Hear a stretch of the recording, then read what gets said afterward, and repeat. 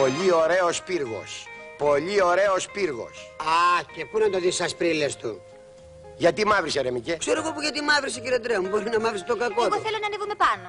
Ναι, θα ανεβούμε, αγάπη μου.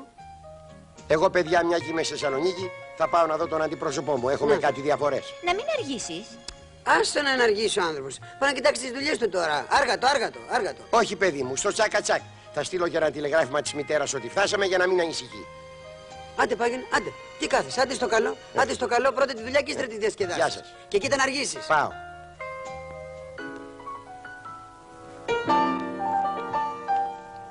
Χαίρεσαι που γυρίσαμε, Μικέ. Α, απ' τη χαρά μου έρχεται να πέσω από το Λευκό Πύργο. Γιατί?